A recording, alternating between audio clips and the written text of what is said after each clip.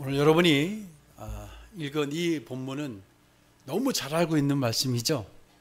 기드온의 300용사를 하나님이 세우시는 과정입니다. 이 말씀 가운데 어떤 의미가 있을까? 우리에게 오늘 말씀하시는 말씀이 무엇일까? 같이 한번 나눠보고자 합니다. 일반적으로 여러분, 전쟁이라고 하면 전쟁의 승패는 얼마나 많은 군사력을 가지고 집중적으로 투입해서 상대방을 무력화시키느냐에 따라 달려있죠. 여러분, 인해 전술이 그냥 인해 전술이 아닙니다. 실제로 우리 과거 전쟁이 그렇게 됐었죠. 군사가 많은 것은 대단히 유리하게 작용을 하는 겁니다. 그래서 미디안과 아말렉과 또 동방의 사람들까지 가세해서 이스라엘을 그렇게 치려고 집결하고 있었던 겁니다. 군사의 규모로 보나 전쟁의 경험으로 보나 그 어느 것 하나 이스라엘이 미디안과 견줄 수가 없었죠. 그 무엇도 이스라엘과 견줄 수가 없었습니다. 그러게 이스라엘과 기드온은 가능한 많은 군사들과 무기들을 모아야 했을 겁니다. 그렇죠? 많은 군사들을 모으고 또 무기들을 챙겨야 했을 겁니다. 모처럼 이스라엘이 기드온이라고 하는 사사로 인해서 수많은 사람들이 모였습니다. 므낫세와 납달리와 또 단과 아셀 지파까지 모였다고 했습니다. 그들이 정말 모처럼 용기 있게 일어났습니다. 그래서 아마 이것이 기드온에게 큰 용기가 되었을 겁니다. 그런데 오늘 본문을 보면 조금 이상한 이야기가 전개됩니다. 한 명의 군사라도 필요한 때예요. 그렇죠? 하나의 무기라도 필요하고 한 명의 군사가 정말 절실한 이때에 기드온이 정반대 행동을 합니다. 없던 용기까지 내어 싸우기 위해 달려온 사람들을 돌려보내는데 안간 힘을 쓰고 있어요. 지금 모처럼 싸우겠다고 달려 나왔는데 그들을 돌려보내려고 합니다. 기드온이 그들을 돌려보는데 온통 힘을 쏟고 있어요. 그것도 몇 번의 과정을 거쳐서 결국은 300명만 남게 되었습니다. 이 숫자로 한 20만이 넘었다고 합니다. 당시에 이 미디안 연합군이. 이 20만이 넘는 미디안 연합군과 싸우겠다는 거예요. 여러분, 도무지 이해가 되지 않는 일을 기드온이 지금 하고 있죠. 상식적으로 이해가 되지 않는 일입니다. 늘 미디안의 습격에 도망가기 바빴고 피신하기 바빴던 이들이 모처럼 일어났어요. 그렇게 모인 숫자가 얼마인지 아세요? 3만 2천 명. 약 미디안의 군사의 한 정말 7분의 1 정도밖에 안 되는, 비록 작은 숫자지만 이스라엘로서는 엄청난 일을 했어요. 그래서 기드온도 아마 상당히 감동받았고 놀랐을 겁니다. 그런데 하나님께서 이상한 말씀을 하신 거예요. 본문 1절 2절을 다시 볼까요? 여룹바알이라는 기드온과 그를 따르는 모든 백성이 일찍 일어나 하롯셈 곁에 진을 쳤고 미디안의 지정은 그들의 북쪽이요 모레산 앞 골짜기에 있었더라. 여호와께서 기드온에게 이르시되 너를 따르는 백성이 너무 많은즉 내가 그들의 손에 미디안 사람을 넘겨주지 아니하리니 이는 이스라엘이 나를 거슬러 스스로 자랑하기를 내 손이 나를 구원하였다 할까 함이니라. 아멘. 이 말씀이 뭔가요? 하나님께서 이스라엘과 함께 싸우지 않겠다는 거예요. 내가 싸우지 않겠다. 정말 기드온에게 청천벽력 같은 말이었을 거예요. 함께 싸우지 않겠다. 돌려보내라. 기드온에게 지금 달려온 무리가 너무 많다는 거예요. 아무리 봐도 기드온은 많지가 않아요. 그렇죠? 그런데 하나님은 많다라는 거예요. 하나님께서 왜 이렇게 숫자가 많다고 하셨을까요? 도무지 기드온으로서는 이해할 수 없었을 겁니다. 그래서 하나님이 그렇게 해야 하는 이유를 말씀하세요. 왜냐하면 그들은 전쟁에서 하나님이 도와준 전쟁에서 승리를 하면 자신들의 힘으로 이겼다고 생각할 자들이었다는 거예요. 자신들의 힘으로 그 전쟁에 이겼다고 떠들 자들이었어요. 그래서 하나님께서는 그들과 전쟁을 치르지 않겠다는 거예요. 하나님의 은혜를 모르는 자들이에요. 그렇죠? 하나님의 은혜도 모르고 하나님의 공로도 모르는 자들과 함께 전쟁을 치르지 않겠대요.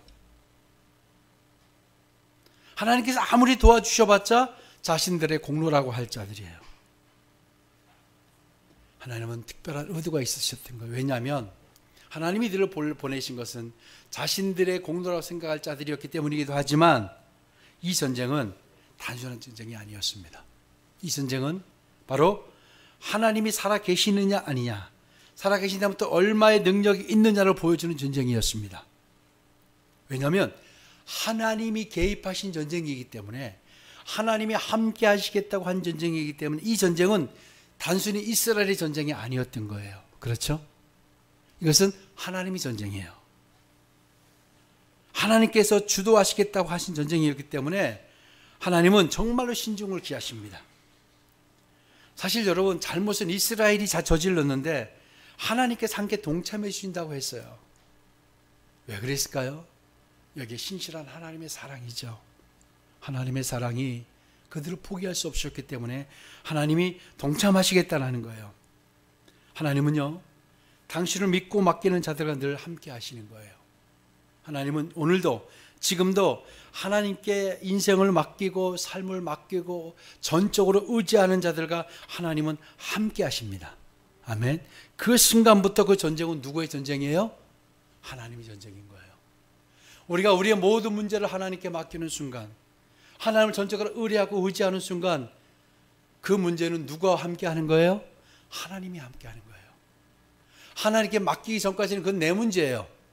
근데 그 문제를 하나님께 의뢰하고 맡기고 기도하고 하나님을 의지하는 순간, 그 문제는 이제 하나님과 함께하는 문제가 되는 거예요.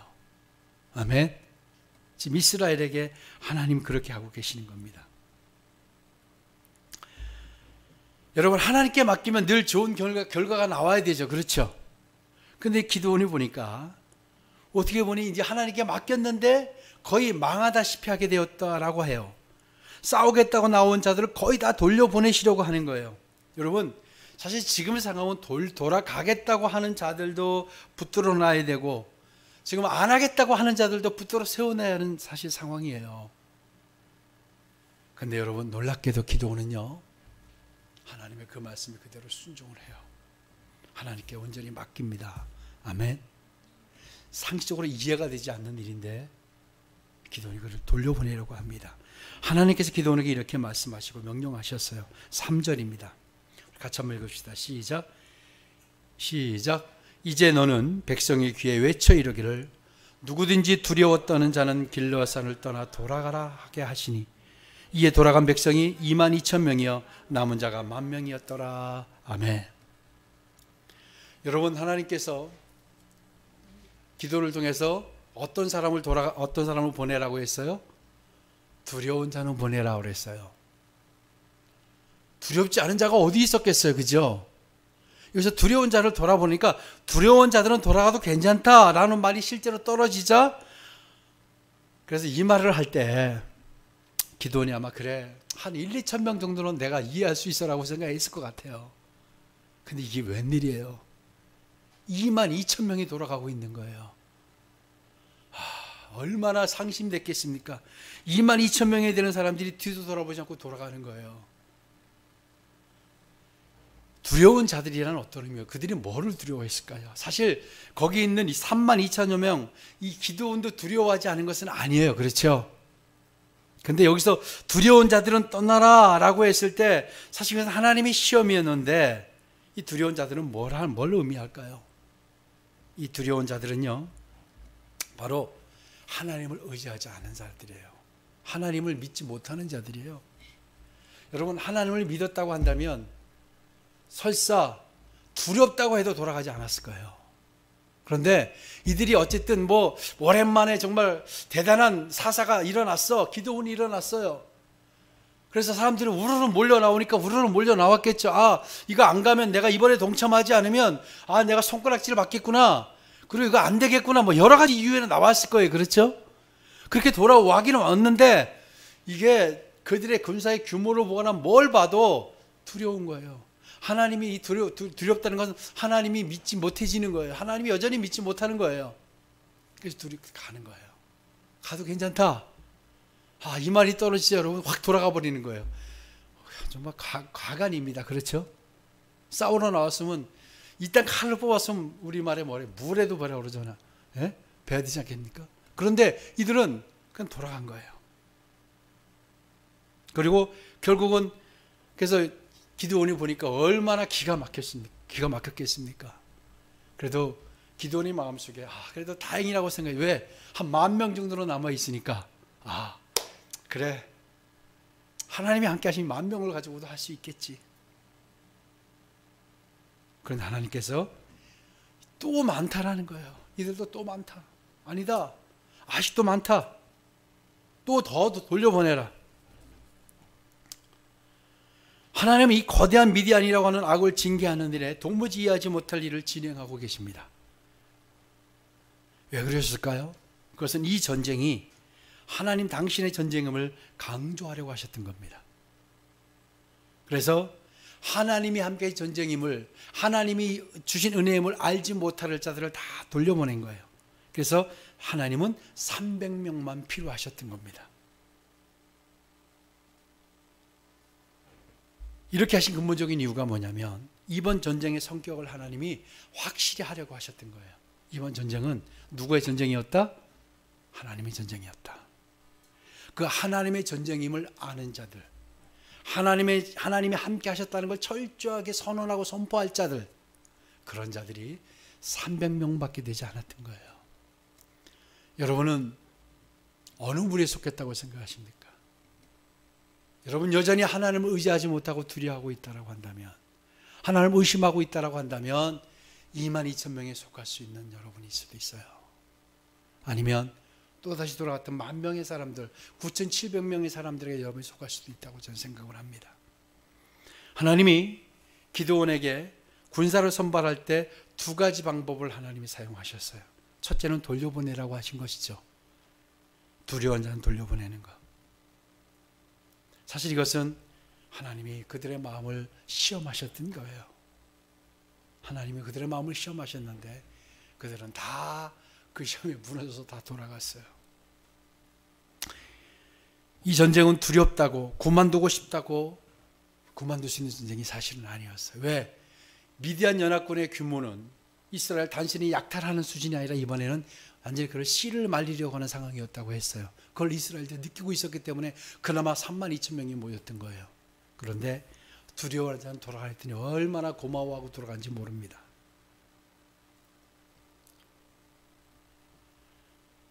모처럼 용기를 냈다고는 하지만 그들이 그렇게 갔던 이유는 뭐냐면 이 전쟁의 의미를 알지 못했기 때문이에요. 이 전쟁의 의미가 무엇인가? 바로 왜 자신들이 이 세상에 존재하는가? 자신들이 무엇 때문에 미디안과 싸워야 되는가? 그 이유를 알지 못했던 거예요. 그래서 그들은 돌아가라는 이 말이 떨어지자마자 돌아가게 됐던 겁니다. 이렇게 돌아간 이스라엘 숫자는 사실은 당시의 이스라엘의 현실을 그대로 반영하는 겁니다. 그들은 다 두려워했어요. 다 하나님을 의지하지 못했어요. 하나님의 선택은 알지 못한 채 자신들이 누구인지, 무엇 때문에 존재하고 살아가는지에 대한 인식이 전혀 없었던 사람들입니다. 여러분은 어떠세요? 하나님이 왜 나를 선택하셨는지, 왜 나를 부르셨는지, 왜 우리 공동체에 부르셨는지 여러분 알고 계시죠? 그걸 알고 계시는 분들, 그런 분들은 여러분 돌아가는 분이 아니라고 믿습니다. 돌아간 자들은 한마디로 말하면 이 전쟁의 의미를 몰랐던 자들입니다. 두 번째, 여러분 잘 알다시피 무릎을 꿇고 손으로 마신 자와 또 엎드려서 마신 자를 구별하라고 하셨어요. 기드온에게 10,000명의 군사만이 남았다고 했습니다. 그런데 그들에게 하나님은 아직도 많다라고 하셔서 4절을 볼까요? 같이 읽읍시다. 시작. 여호와께서 또 기드온에게 이르시되 백성이 아직도 많으니 그들을 인도하여 물가로 내려가라. 거기서 내가 너를 위하여 그들을 시험하리라. 내가 누구를 가리켜 내게 이르기를 이 사람이 너와 함께 가리라 하면 그는 너와 함께 갈 것이요 내가 누구를 가리켜 내게 이르기를 이 사람은 너와 함께 가지 말 것이라 하면 그는 가지 말 것이니라 하신지라. 아멘. 기드온은 내심 적다고 생각하는데 하나님은 많다고 하셨고, 또 그래서 이제 하나님께서 물가로 내려가면 내가 알려주겠다고 해요. 어떻게 알려주겠다고 말씀하지 않으셨어요. 우리는 중요한 것을 알게 되는데요, 하나님께서 기뻐하시는 자가 어떤 자인가? 하나님께서 기뻐하시는 자가 어떤 자인 것 같아요? 하나님께서 은혜를 주셨을 때 그것을 하나님의 은혜로 아는 자들이에요. 하나님이 도와주셨는데 사실 우리가 보면은요, 하나님이 도와주시면 처음에는 하나님이 도와주셨다고 생각해요. 그래서 감사하죠. 근데 시간이 지나면 하나님이 도와주셨다고 생각하지 않아요. 아니요, 목사님 저는 도와주셨다고 끝까지 생각해. 아니요. 하나님이 은혜를 주셨다고, 하나님이 주셨다고 생각하는 자들은 삶이 변한다고 해서 불평하지 않는 거예요. 왜? 하나님이 나를 도와주시는 분이 나를 도와주셨는데, 그러면 또 상황이 어떻게 연출이 되고 어떻게 바뀐다 할지라도 하나님이 도와주시고 또 도와주시기를 믿는데, 그런데 상황이 바뀌면 하나님께 불평을 드러내는 자들은 하나님께 은혜를 드리는 자들이 아닌 거예요. 여러분은 어떠셔요? 하나님께 하나님 주신 은혜에 감사하고 하나님이 도와주셨다고 외치고 선언하고 선포하는 자들입니까? 돌아보니까 그렇지 않아요. 하나님 기뻐하시는 자는 누구냐면, 하나님이 은혜를 주셨을 때 그 자신의 능력이 아닌 하나님의 은혜임을 알고 감사하는 자들. 다시 이야기하면 하나님이 어떤 상황과 어떤 경우로 우리를 시험하신다 할지라도 그것에 대해서 불평하지 않고 불신을 드러내지 않고 하나님을 끝까지 드러내는 자들이 하나님의 은혜를 기뻐하는 자들이에요. 그런 자들이 하나님이 하셨다고 선포하는 자들이에요. 여러분이 끝까지 그렇게 되시기를 축복합니다. 3만여 명에서 3분의 2가 돌아갔기 때문에 사실은 여러분, 그 사실이 남은 1만 명에도 어떠한 형태로든지 영향을 미쳤을 겁니다. 자, 그런데 그렇게 남아있던 자들이 목이 말라 물을 마셔야 하는 상황이 되었던 것 같아요. 훈련을 했든 행군을 했든 어쨌든 그들이 굉장히 목이 말랐던 상황이에요. 그래서 하나님께서 군사들을 물가로 데려가라 하셨어요. 그리고 그것에 선발해야 할 자들을 세우겠다라고 또 하셨어요. 자, 물가로 군사들이 내려왔어요. 물가로 군사들을 내려가게 한 그것은 아마 굉장히 목이 말랐다는 것을 이야기해요. 그렇죠? 근데 그들이 내려가서 어떻게 했어요? 물을 모두가 허겁지겁 물을 엎드려 마셨다고 성경은 증언합니다. 자, 물을 마시는 모습이 둘로 나눠졌어요.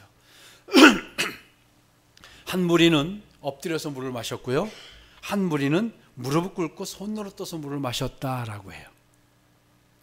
여러분께 한번 질문을 드려볼게요. 이와 동일한 상황에서 우리에게 선택을 하라면 여러분 크게 고민하지 않을 거예요. 여러분은 어떤 사람을 선택하시겠어요? 어떤 부류예요? 엎드려서 물을 마신 9,700명을 선택하시겠어요? 무릎 꿇고 마신 300명을 선택하시겠어요? 자, 1번은 9,700명, 2번은 300명. 여러분 1번 한번 손 들어보세요. 2번 손 들어보세요. 솔직해지세요. 저도 9,700명 들을 겁니다. 그게 상식이에요. 아니, 물을 엎드려 마시면 좀 어때요? 그렇죠? 물을 엎드려 마셔도 몇 명이에요? 9,700명이에요. 그러면 누구나 다 9,700명을 저도 선택을 할 거예요. 이 숫자는 누구도 무시할 수 없고 포기할 수 없는 숫자이기 때문에요. 여러분, 누구도 포기할 수 없는 거예요. 누구도 무시할 수 없는 거예요. 그래서 그걸 선택을 하는 거예요.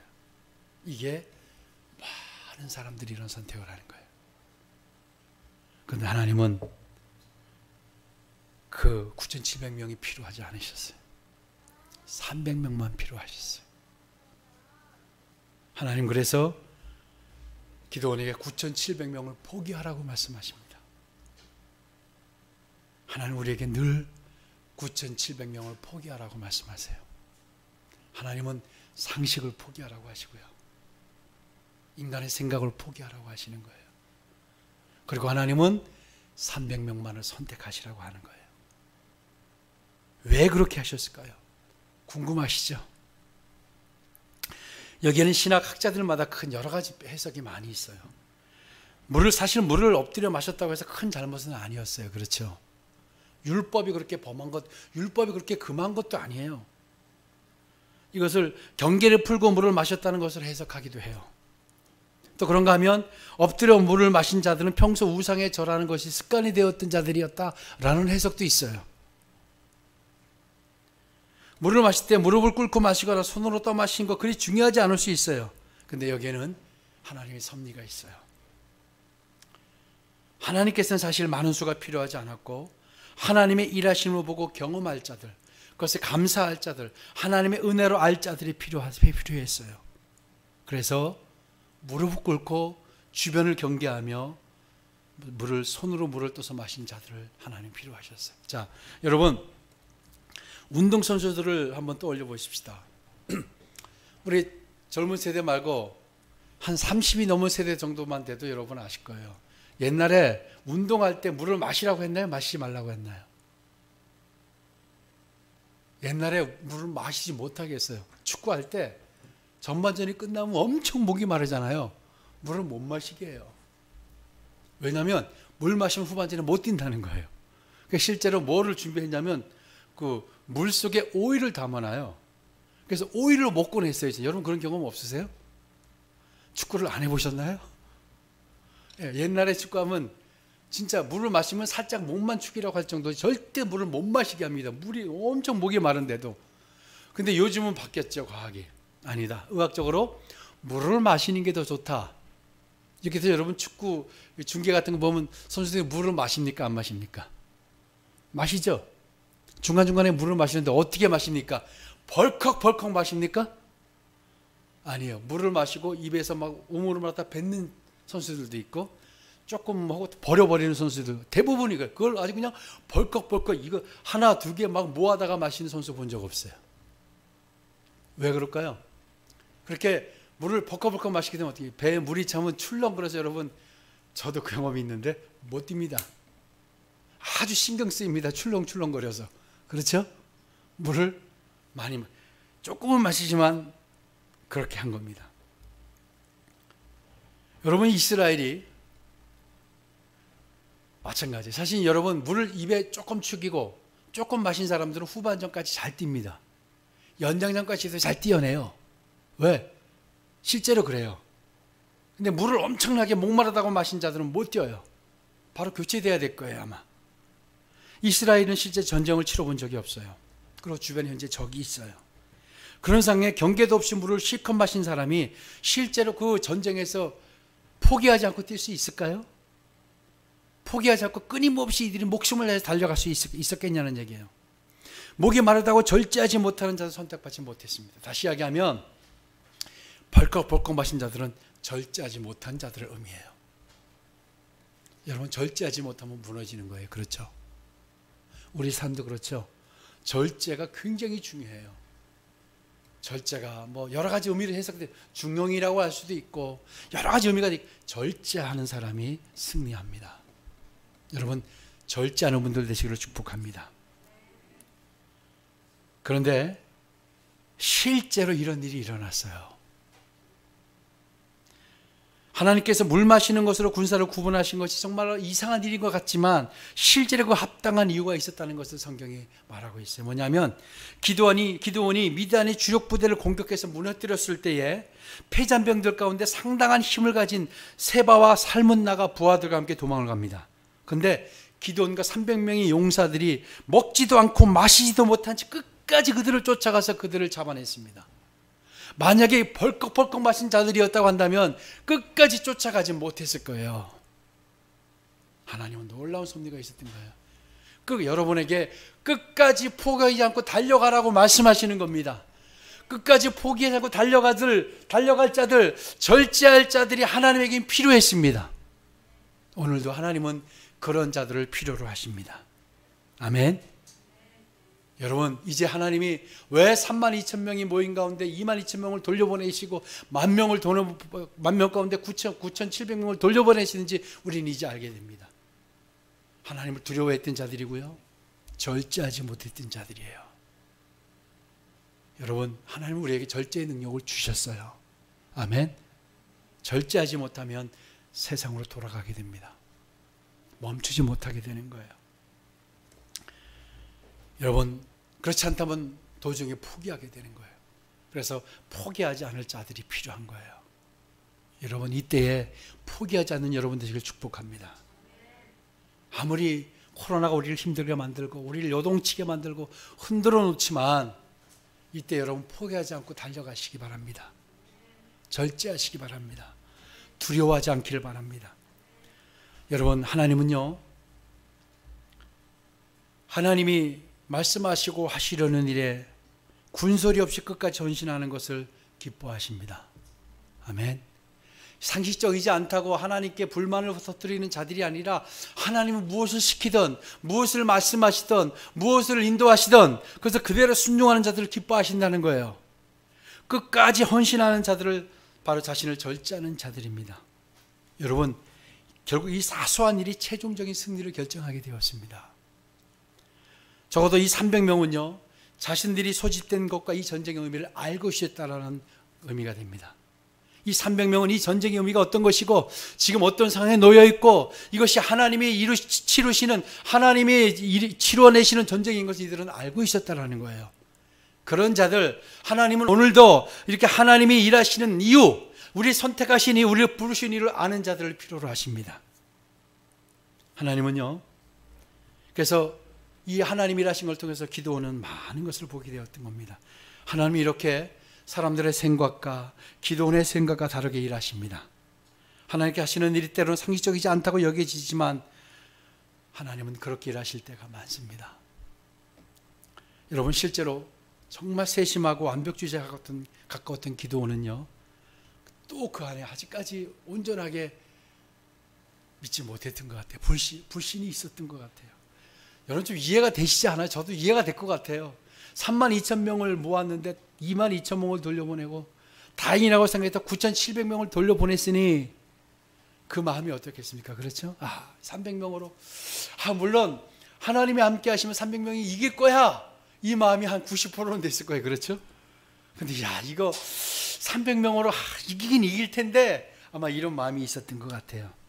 그래서 하나님께서요, 그에게 이렇게 말씀하셨어요. 우리 9절 한번 10절을 보겠습니다.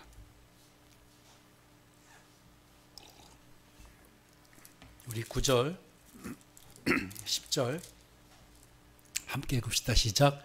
그 밤에 여호와께서 기드온에게 이르시되 일어나 진영으로 내려가라. 내가 그것을 내 손에 넘겨주었느니라. 만일 내가 내려가기를 두려워하거든 내 부하 브라와 함께 그 진영으로 내려가서 11절 그들이 하는 말을 들으라. 그 후에 내 손이 강하여져서 그 진영으로 내려가리라 하시니. 아멘. 여러분, 사실 우리도 하나님이 함께 하신다고 했지만 늘 이런 마음이에요. 그렇죠? 그걸 아시는 하나님께서 기드온에게 뭐라고 하시냐면 내려가 봐라. 혼자 가기 좀 힘들지? 브라와 함께 내려가 봐라고 했어요. 그래서 실제로 또 그렇게 기드온이 내려갑니다. 내려갔어요. 내려가 보니까 적들이 꿈 이야기를 하는 것을 듣게 됩니다. 그 꿈 이야기를 들으면서 기드온이 얼마나 감격한지 아세요? 뭐라고 하냐면 그 군사들의 얘기가 어느 날 큰 보리떡이 내려오는데, 사실 여러분, 보리떡은 하찮은 거잖아요. 하찮은 이스라엘 기드온을 이야기하는 거예요.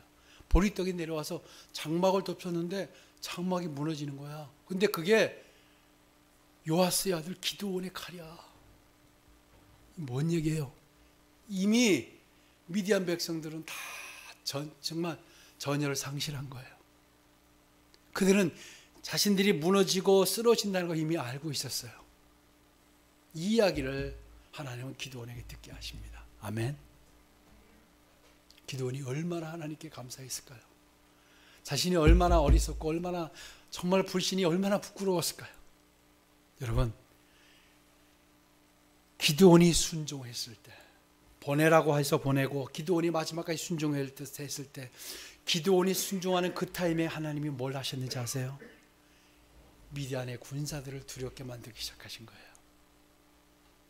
기드온이 순종을 시작했을 때 하나님은 미디안을 무너뜨리기 시작하신 거예요. 아멘. 이미 기드온이 하나님 말씀에 순종해서 22,000명을 돌려보냈을 때 미디안의 군사들의 전열이 무너지기 시작했던 겁니다. 비록 이스라엘의 군사와 기드온은 보이지 않았지만 하나님은 하나님의 일을 시작하고 계신 겁니다. 아멘. 우리가 순종할 때에 하나님은 이미 일을 시작하십니다. 아멘. 우리가 하나님을 의지하고 신뢰할 때 하나님은 일을 시작하시는 거예요. 우리는 우리의 일을 시작하지만 하나님은 하나님의 당신의 일을 마땅히 시작하고 계시는 겁니다. 아멘. 이것을 기드온이 보았으니 얼마나 감격했습니까? 했겠습니까? 마찬가지입니다. 여러분, 눈에 보이지는 않지만 사실 여러분, 하나님이 우리의 순종이 뭐가 그리 중요하겠습니까? 그죠? 연약한 우리의 순종을 가지고 뭐이다 쓰시겠습니까? 하나님 우리를 강권적으로 우리 순종하게 만들 수도 있고요, 하나님 강권적으로 일할 수도 있는데 우리 순종이 뭐가 그리 대단하다고 우리 순종을 하나님은 그렇게 기다리십니까? 하나님은 우리를 통해서 당신을 드러내시려는 거예요.